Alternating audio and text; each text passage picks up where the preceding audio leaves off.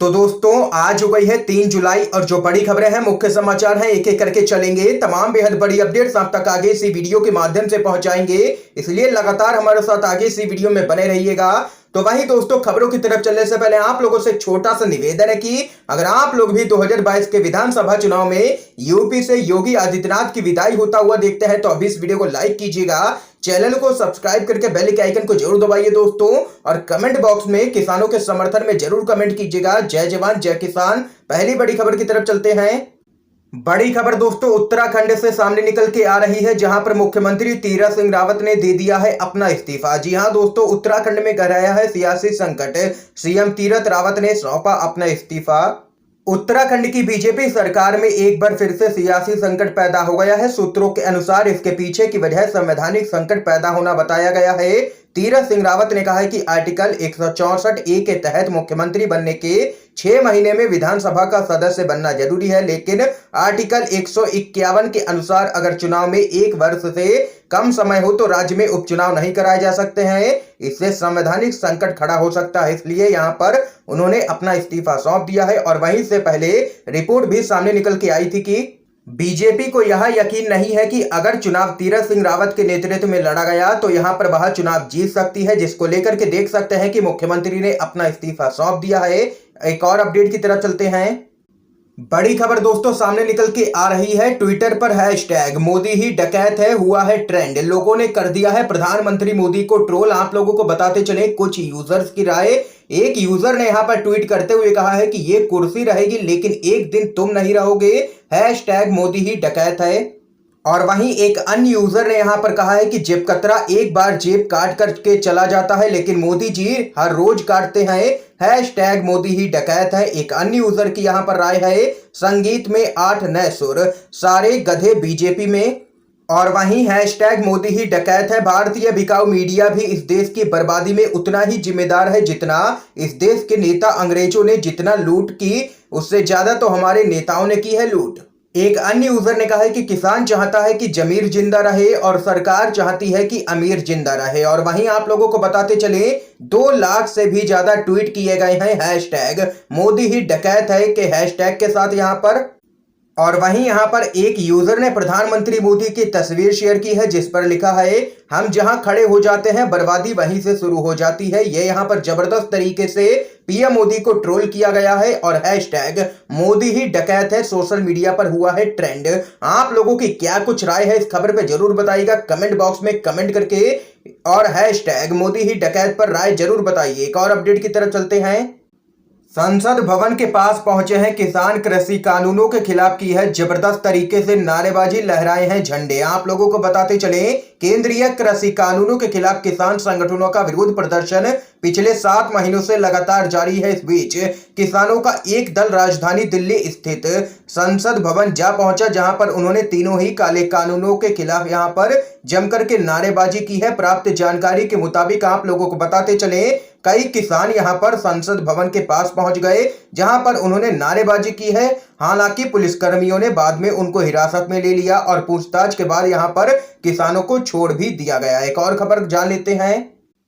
CAA विरोधी आंदोलन को एक बार फिर से जीवित किया जाएगा, ये यहां पर कहना है असम के विधायक अखिल गोगोई का। आप लोगों को बताते चले विधायक अखिल गोगोई ने कहा है कि असम में संशोधित नागरिकता कानून यानी कि सीएए के खिलाफ आंदोलन को एक बार फिर से पुनर्जीवित किया जाएगा। आप लोगों को बताते चले गोगोई ने कहा है कि जब वह जेल में बंद थे तब आंदोलन के नेताओं ने राज्य के लोगों को धोखा दिया, और अब जेल से बाहर आने के बाद गोगोई ने कहा है कि अब जब मैं बाहर आ गया हूं तो मैं लोगों को आश्वासन देना चाहता हूं कि सीएए विरोधी आंदोलन को एक बार फिर से शुरू किया जाएगा और किसी भी अवैध विदेशी को राज्य में रहने की इजाजत नहीं दी जाएगी। ये यहां पर कहना है अखिल गोगोई का। एक और खबर की तरफ चलते हैं। यूपी विधानसभा चुनाव 2022, असदुद्दीन ओवैसी बोले योगी आदित्यनाथ को नहीं बनने देंगे यूपी का सीएम किसी भी कीमत पर। आप लोगों को बताते चले उत्तर प्रदेश विधानसभा चुनाव 2022 में 100 सीटों पर उम्मीदवार उतारने का ऐलान कर चुकी असदुद्दीन ओवैसी की पार्टी एआईएमआईएम देश के हर कोने में चुनाव लड़ने को तैयार है। इस बीच हैदराबाद के सांसद और पार्टी के प्रमुख असदुद्दीन ओवैसी ने कहा है कि योगी आदित्यनाथ को उत्तर प्रदेश का मुख्यमंत्री नहीं बनने देंगे। ओवैसी ने आगे कहा कि अगर हमारे हौसले बुलंद रहेंगे, मेहनत करेंगे तो सब कुछ होगा ही, मगर हमारी कोशिश यही है कि दोबारा उत्तर प्रदेश में बीजेपी की सरकार किसी भी कीमत पर ना बने। तो वहीं एक और बड़ी खबर आप लोगों को बताते चलें, जिन्होंने लगवा ली है कोरोना टीका की दोनों खुराकें वे पीएम केयर्स फंड में डाले 500 रुपए। शिवराज की मंत्री का बयान हुई है ट्रोल। आप लोगों को बताते चले, कोरोना की संभावित तीसरी लहर से पहले सरकार बड़े पैमाने पर लोगों का टीकाकरण करना चाहती है, लेकिन जमीनी हालात कुछ और ही है। इस बीच मध्य प्रदेश की भाजपा सरकार में मंत्री उषा ठाकुर ने अजीबोगरीब बयान दिया है। उषा ठाकुर ने कहा है कि जिन लोगों ने भी कोरोना वैक्सीन की दोनों ही डोज ले ली है वे पीएम केयर फंड में 500 रुपए जरूर डालें। इस बयान की वजह से सोशल मीडिया यूजर्स ने मंत्री उषा ठाकुर को यहां पर ट्रोल कर दिया है। आप लोगों को बताते चलें, इस बयान की वजह से मंत्री उषा ठाकुर सोशल मीडिया पर यूजर्स के निशाने पर आ गई हैं। एक यूजर ने प्रतिक्रिया देते हुए लिखा है कि बिना दिमाग वाले लोग भी आजकल मंत्री बन जाते हैं, इसलिए ही देश का यह बुरा हाल है। और वहीं एक अन्य यूजर ने लिखा, वसूली चालू, टैक्स भी लेना है, फ्री भी देना है और फिर पैसा भी लेना है। और वहीं एक अन्य यूजर ने यहां पर प्रतिक्रिया देते हुए कहा है कि क्यों नहीं, जो पिछली बार डाला था वो तो तुमने बंगाल में लगा दिया, इस बार वाला यूपी में लगा देना। और वहीं एक अन्य यूजर ने प्रतिक्रिया देते हुए कहा है कि 15 लाख में 500 रुपए काट लो और बाकी मेरे अकाउंट में डाल दो। ये यहां पर दोस्तों देख सकते हैं कि अजीबोगरीब बयान सामने निकल के आया है शिवराज की मंत्री उषा ठाकुर का। इस खबर पे आप लोगों की क्या कुछ राय है जरूर बताइएगा। अगली अपडेट जान लेते हैं। उत्तर प्रदेश जिला पंचायत अध्यक्ष का चुनाव, यूपी के 53 जिलों में आज होनी है वोटिंग। बीजेपी के लक्ष्य को तोड़ पाएगी समाजवादी पार्टी। आप लोगों को बताते चले, जिला पंचायत अध्यक्ष के चुनाव में अहम मोड़ आ जाने वाला है। वोटिंग के तुरंत बाद होने वाली काउंटिंग से पता चल जाएगा कि कौन सी पार्टी कितनी सीटों पर जीत दर्ज करती है।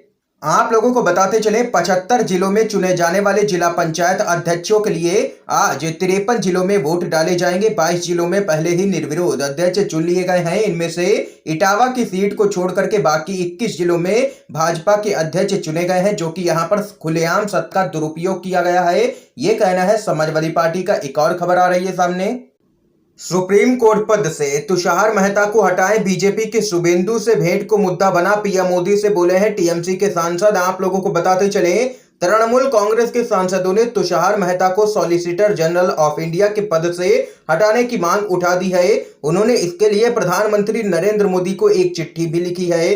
पश्चिम बंगाल में मुख्यमंत्री ममता बनर्जी के नेतृत्व वाली टीएमसी सांसदों ने पीएम मोदी को लिखे खत में सॉलिसिटर जनरल ऑफ इंडिया के पद से तुषार मेहता को हटाने की गुजारिश की है। टीएमसी के सांसदों ने मेहता और भाजपा के नेता शुभेंदु अधिकारी के बीच हुई मुलाकात को हितों का टकराव करार दिया है। पत्र में अधिकारी को विभिन्न आपराधिक मामलों में आरोपी बताया गया है। एक और खबर आ रही है सामने, ईडी और सीबीआई पर एक बार फिर से संजय राउत बरसे, कहा पीछे से नहीं आमने सामने की लड़ाई लड़ो। आप लोगों को बताते चले, शिवसेना के नेता संजय राउत ने कहा है कि ईडी और सीबीआई को सरकारों को सत्ता से बेदखल करने में अपने आप को शामिल नहीं करना चाहिए।